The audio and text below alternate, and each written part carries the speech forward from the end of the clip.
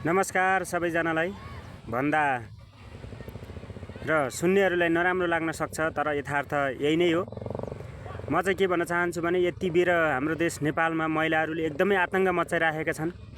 जस्तै हिजोको समयमा चाहिँ चितवनमा चाहिँ हात्तीले आतंक मचायो, वनमा जाँदाखेरि घाँसदारो गर्न जाँदाखेरि भालुले आतंक मचायो, बाघले आतंक मचायो, जस्तो खेतीपाती गर्दाखेरि बाँदरले आतंक मचायो भने जस्तै त्यो अहिले लोग्ने मान्छेहरूको लागि चाहिँ एकदमै भाइरसै बन्नेका केही महिलाहरू छन्। सबैलाई चाहिँ म भन्न चाहदिनँ, किनकि केही चेलीबेटीहरू, धेरै चेलीबेटीहरू चाहिँ एकदमै राम्रो पनि हुनुहुन्छ, जो आफ्नो इज्जत जोगाएर आफ्नो पनि इज्जत राख्नुपर्छ र अरूको पनि मेरो जस्तै इज्जत हो।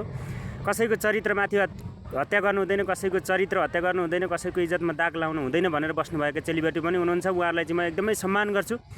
तर अहिलेको अवस्थामा चाहिँ 2 वर्ष 5 वर्षदेखि चाहिँ एकदमै कोठामा बोलाउने, बस्ने, खाने, आफ्नो खर्च टार्नका लागि आफ्नो आय स्रोतको पाटो बनाएर बसेका महिलाहरूले 2 वर्ष 5 वर्ष अगाडिदेखि सँगै रिलेसनमा बसेका, लिभिङ टुगेदरमा बसेका, कोठामा बोलाएर खाना लाउन दिएका, आफूले पालेका अनि उही मान्छेबाट पालिएका महिलाहरूले चाहिँ अहिले 2 वर्ष पछाडि भनौँ 2 वर्ष अगाडि बलात्कार भएको, 5 वर्ष अगाडि बलात्कार भएको, 1 वर्ष अगाडि बलात्कार भएको चिज चाहिँ अहिलेहरू सामाजिक सञ्जाल मार्फत हुन्छ कि आफ्नो स्ट्याटस मार्फत अथवा काहीँ निवेदन दिएर जाहेरी दिएर चाहिँ ल म बलात्कार भएको थिएँ 2 वर्ष अगाडि, 5 वर्ष अगाडि मलाई यसले यस्तो गरो भनेर जुन आतंक मचाइरहनु भएको छ नि जति पनि चेलीबेटीहरूले, म चाहिँ तपाईँलाई भन्न चाहन्छु। जस्तो अहिले यो सागर लम्साल बलेको केसमा पनि म भन्न चाहेँ, तपाईँ 1 वर्ष अगाडि नै बलात्कृत हुनुभएको रहेछ त तपाईँ 1 वर्ष अगाडि बलात्कार भएको मान्छे 1 वर्षसम्म चाहिँ कहाँ लुकेर बस्नु भएको थियो क्या?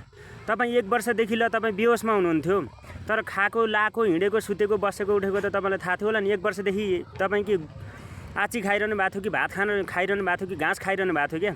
यदि अन्नै खाइरहनु भएको थियो भने त तपाईँको ऊ बेलामै बुद्धि आउनुपर्ने, म यो बेलामै बलात्कार भएको है, म बलात्कार भइसकेको छु, मैले उजुरी दिनुपर्छ भन्ने तपाईँको मनमा लागेको थियो, थाहा भएको थियो भने त तपाईँले ऊ बेलामै उजुरी दिनुपर्थ्यो। म बलात्कृत भएका पीडित महिलाहरूले यदि उजुरी दिनुहुन्छ भने म भन्न चाहन्छु कि सबैले आफू बलात्कार भएको 24 घन्टाभित्रमा उजुरी दिनुहोस् क्या।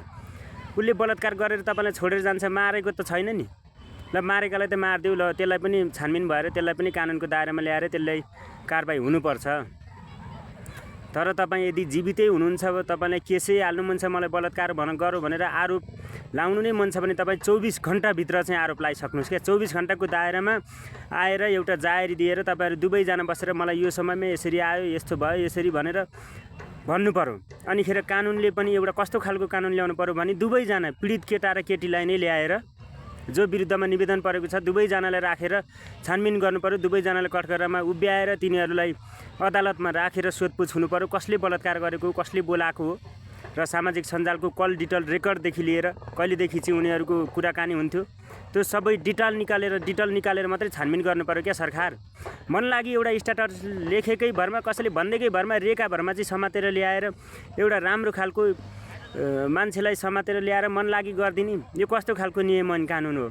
यदि यो विधि विधान नीति थिति बसाल्ने, तपाईँहरू नीति नियम बनाउने ठाउँमा हुनुहुन्छ, नीति नियम राम्रो खालको लाउने हो, संविधान परिवर्तनै गर्ने हो भनेदेखि, संशोधनै गर्ने हो भनेदेखि यसलाई पनि अलिकति हेक्का रहोस्, यसलाई पनि राम्रोसँग पीडित पुरुषहरूमा मात्रै हुने दिन नआओस् क्या। पुरुषहरू मात्रै पीडित छन् यति बेर, पुरुषहरूले कहाँ गएर आफ्नो जिज्ञासा राख्ने, कहाँ गएर आफ्नो गुनासो पोख्ने के? यदि पुरुषहरूलाई यो देशमा बस्ने कुनै अधिकार छैन भनेदेखि महिलाहरूकै साम्राज्य खडा गरियोस् न। पुरुष मात्रै पीडित हुनुपर्छ भनेदेखि यो देशबाट सबै पुरुषहरूलाई निकालियोस्, महिलाहरूलाई मात्रै राज गर्न दिनुहोस् यो देशमा। किन पुरुष पनि हुनु पर्यो त? पुरुष चाहिँ के सधैँ महिलाबाट थिचेर हेपेर नै बस्ने हो? महिला र पुरुष सम्मान भनेको छ, अनि महिलाले मात्रै चाहिँ आफ्नो गुनासो, जिज्ञासा, प्रतिक्रियाहरू दिन पाउने, म बलात्कार भएँ, म पीडामा छु भन्न पाउने, अनि लोग्ने मान्छेले चाहिँ नपाउने? लोग्ने मान्छेले जबरजस्ती गर्छ? एउटा केही न केही महिलाले हिङ्स नदिकिन र महिलाले नबोलाइकिन कुनै पनि लोग्ने मान्छेहरू जाँदैनन्, यति चाहिँ हेक्का रहोस्। अनि महिलाहरूले पनि एउटा बुझेर जानेर अर्काको छोरालाई कसैलाई पनि चरित्र हत्या गर्नु हुँदैन। यदि मलाई यस्तो गर्नु नै छ भने म यो व्यवहारतिर जान्न भने महिलाहरूले नै आफ्नै शरीर बेचेर आफ्नो कमाइ खाने भाँडो बनाउने अनि पछि त्यसैलाई बलात्कार भनिदिने? महिलाहरू यस्तो भन्न सक्ने महिलाहरू घाँस खानुहुन्छ कि अन्न खानुहुन्छ कि आची खानुहुन्छ? लाइक र कमेन्टमा भनिदिनु होला है त।